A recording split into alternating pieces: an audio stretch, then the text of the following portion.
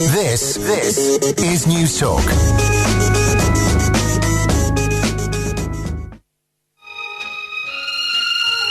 We ran up this mountain called Vallarocca, and that's where we hid for 14 months. But a lot of people didn't get out in time. They lined them all at Pueblo La Piazza, and they just shut them down. They killed maybe 30, 40 people at a time.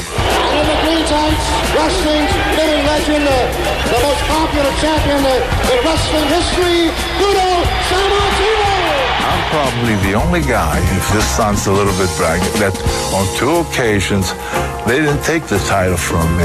I wanted to be rid of the title. When I came back in '84 as a color commentator, believe you me, the world of wrestling that I left and the one that I found, it was bizarre. I mean, it was filled with drugs of all kinds. Changes were made, and to be perfectly frank, that's when I said, okay, I'll come in. I'll accept the Hall of Fame. Of course, I have the great pleasure of introducing Bruno Sammartino. To be inducted into an Hall of Fame, of course, it's extremely special. But to happen here in Madison Square Garden, that is... This week, the 82-year life of professional wrestling legend Bruno Sammartino came to an end. I'm joined on the line by the Wrestling Observer's Dave Meltzer to look back on what is quite an incredible life, and one, Dave, that he had to fight incredibly hard for, and his family had to fight incredibly hard for in the early part of his years. This is a kid, as was, who was sent to a mountaintop to pretty much run away from the Nazis in Italy. Yeah, when he was 9 years old, the family had to, during World War II, they had to run away for their lives, and they lived in this, refugee place on the top of a mountain for 14 months, and he got very sick during that period, and, it was a really harrowing thing that he talked about over and over again. His mother saved his life on a couple of occasions, especially one time when he had rheumatic fever. So, he came to the United States. His family, after the war, wanted to come to the United States, but he was so sickly that they wouldn't let him in until 1950. So it was several years later. And, and then when he started and everything, he was a 84-pound high school kid. And then he discovered weightlifting, and he took to it like incredibly. He loved it, and he loved weightlifting, he loved eating, and he got to be one of the strongest men in the world. That notion, almost American dream, of you can come to America and, make the most of this life that you've been given in the best way that you can possibly do. I mean, when we talk about a guy who was hiding up a mountain away from the Nazis and battling rheumatic fever as a small child and wanting to follow his father, who'd already moved over to work in Pittsburgh, to try and follow them over there and make the best for themselves, it's kind of a story that would hopefully resonate with a lot of people these days. Yeah, well, I mean, people knew that story in the 60s and the 70s, and that's one of the reasons why he was so popular. I mean, he had the ability through interviews to talk about himself and talk about his life in a very humble but confident manner. He was really, people will talk about different things that he did in wrestling, but his ability to connect with the people on his interviews was a different level from almost anyone. I mean, he wasn't like a Dusty Rhodes or a Ric Flair, people who you think of as being great on interviews and are.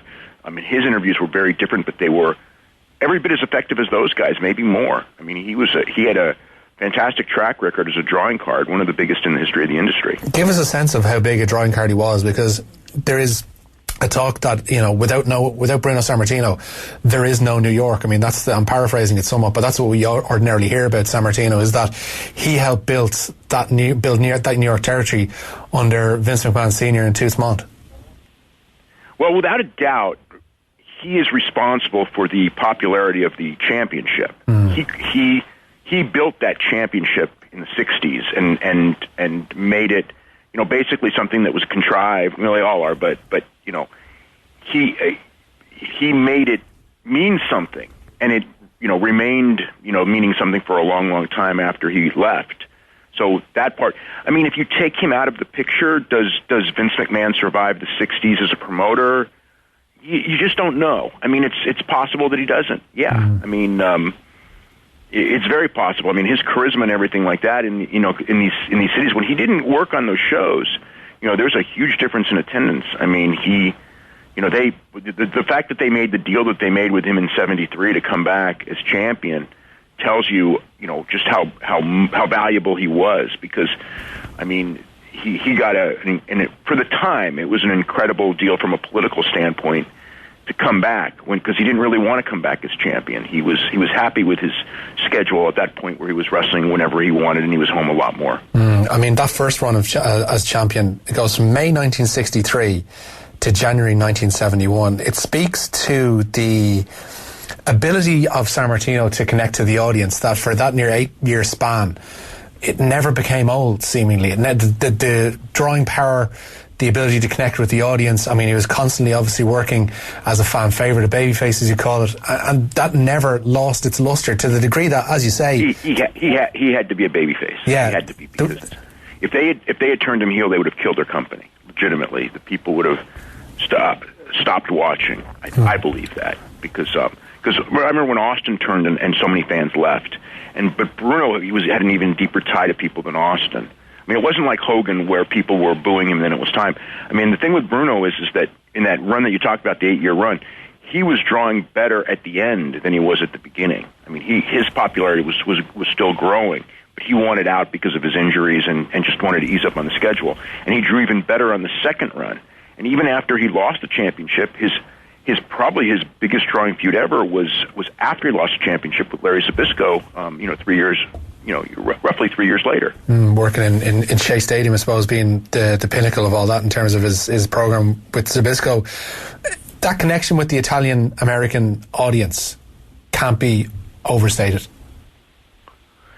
At first, that was his main fan base, but as time went on, and at first he was the Italian champion, but as time went on, he became everyone's champion, and it wasn't an Italian appeal any longer. Was it a class thing then, Dave? He was the guy who, everybody was behind Bruno because they saw him year after year vanquish. He was the American hero. He became the American hero as much as yes, he was an icon to the Italian community, but his appeal was so much bigger than that, and grew bigger, really until the end of his career. When we see that run from 73 to 77, when he's brought back, as you say, kind of against his will, again he becomes a big draw, then moves into a bit of commentary work alongside Vince McMahon Jr., and he's kind of in and out of the company up until that point. His son then gets involved, David, then in the mid-80s, early to mid-80s. It's then that things become slightly more fractious in the relationship between Sammartino and the WWF as was. He was a mainstay, and you will know this more than anybody. You were on the Phil Donahue show on a panel alongside Sammartino, alongside Billy Graham, and alongside Vince McMahon during the whole course of the steroids in wrestling problem. He was we talk about people speaking out against the company. There was almost nobody louder than him at the time in speaking out, which is almost incredible to think about, the company that he helped make for McMahon's father. There's a story, and I didn't write it in this week's issue just because I didn't have time, but it came to me this morning that I remember. This was the first time that I remember having a long conversation with him. It was in 1987. He had just quit the company. He was an announcer. He did some wrestling, which he was very unhappy that he did, because he felt that by that time he was past his prime, and he so badly from a match very early in his career when he wrestled Gorgeous George, who was past his prime, and people were catcalling Gorgeous George. So he told himself that I will never. Once I'm not as good as I should be, I'm getting out. So he got out in 1981, even though he was still one of the biggest draws in the country. And Vince McMahon and David, his son, talked him into coming back because he was still in great shape. He still had appeal. He could still draw. So he came back, but he wasn't what he was. And he felt very bad that he came out and wasn't what he was. So when he retired the second time for good, and then he left the company. His contract was up as an announcer. He left the company. There was a phone conversation where Linda McMahon, when he left, said, "We just want you to know that you can't be called the living legend. That's the name that we trademarked the name Living Legend. So now that you're not with us, you can't be called Living Legend." And suffice to say, he was extremely unhappy about that phone call. So, but there were a lot of things. He was very anti-steroid because in 1961 he was in a match with Chick Garibaldi, who in the middle of the match had a heart attack and died.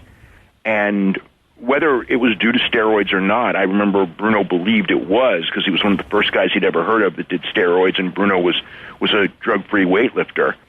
And so he was always feeling that a lot of guys would die because the steroid epidemic got so bad in wrestling. And then as time went on, a lot of guys died. Yeah. So he was proven correct.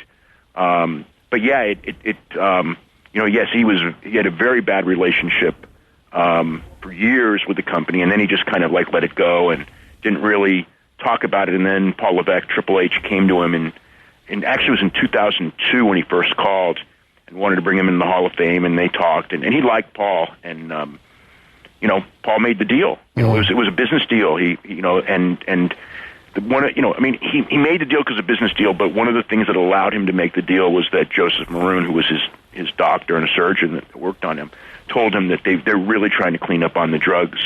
And I remember him talking to me going they're not doing the middle fingers, they're cleaning up on the drugs. The stuff that I protested, they're really not doing, so I don't have a reason to say no. I mean, he doesn't have a reason to say yes. It was a business deal, but he felt that he could go back, and he did. One of the stories that he tells, I think it's on Larry King, in around the late 80s, perhaps, I think it's possibly 89, is he's talking about, and it's one that he often repeated, I think he says it on Donahue as well, he mentions that he didn't want, when he went back with the company and he saw how drug-riddled that it was in the mid to late 80s, that he didn't want to be caught in a car with somebody who was perhaps holding steroids or holding some other kind of drug. He didn't want to be associated with people who are using steroids or people who are using, I suppose, narcotics of a different variety. There's narcotics as well. Yeah, he would only travel with Jay Strongbow. But it was almost he didn't want to travel. He didn't want to travel with a lot of the guys because it wasn't his world. He walked, the world that he wrestled in the 60s and 70s, and he was, the big star in that world when he came back in the 80s. It was just a completely different business. It was, everything about the business changed, and it was a party business. And I mean, guys drank a lot in his day, so I think that, I think from his viewpoint, I mean, the drinking, I guess, wasn't as bad as the drugs. And he was so anti-steroids, but he saw the pills and everything like that too. And but my point on that is, Dave, is that he almost didn't want to have himself be sullied by the association with people who were using. Yeah, I mean, he didn't like going on the road at that point in time at all. I mean, but there were other reasons he didn't, but absolutely yes, that and he spoke out against it because he was. He was concerned about what the ramifications were. For a while, obviously, he's on the outs and he does bits and pieces and he speaks out as often as he can against WWE. As you mentioned, the relationship became a little bit better towards the end of his life. Ultimately, he wasn't to know that it was to be so close to the end of his life. But he's welcomed back in with open arms. As you mentioned, Triple H, Paul Levesque helps welcome Sammartino back into the WWE family. He's inducted in 2013 into their Hall of Fame by none other than Arnold Schwarzenegger, who again speaks of that great immigrant story of coming to America and making the most of his life from that point on. For me, it just seems like a remarkable turnabout. Do you know what, beyond them cleaning it up, was there a sense that it's time to let bygones be bygones from Sammartino's point of view, and they wanted to brush it aside and just get on with his life and let that bitterness go? Do you know how heavily involved Vince McMahon was in those conversations? Vince McMahon wasn't involved at all. It was other than what happened was Paul Levesque approached him. And Paul Levesque talked about Killer Kowalski, who Bruno greatly respected and who was Paul Levesque's trainer. So they started talking, and they developed a pretty good rapport. When I first heard about it, I thought, he's not gonna do it. But when I talked to him, it was very matter of fact. It's like, Paul's a nice guy. I like him. It's a business deal. And Bruno asked for what he thought was fair. And he thought, there's no way Vince will agree to this, and I thought that to legitimize their Hall of Fame, because without it couldn't be legitimate without him in it, because he should have been the first guy in it. but he wasn't because of the problems from both sides.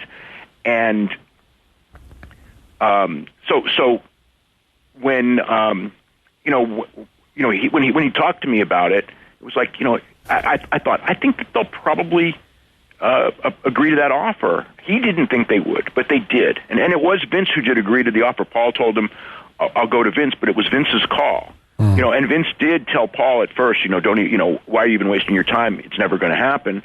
But Bruno was open enough to where, okay, I mean, it can happen, and it did. You published, obviously, or republished the links to a lot of the Bruno interviews from down through the years in the last 48 hours. Dave, what kind of person was he off the record when the mic wasn't rolling? Well, Bruno was a sweetheart of a guy. I mean, he was very street smart, and he had strong opinions. Was not afraid to voice the opinions.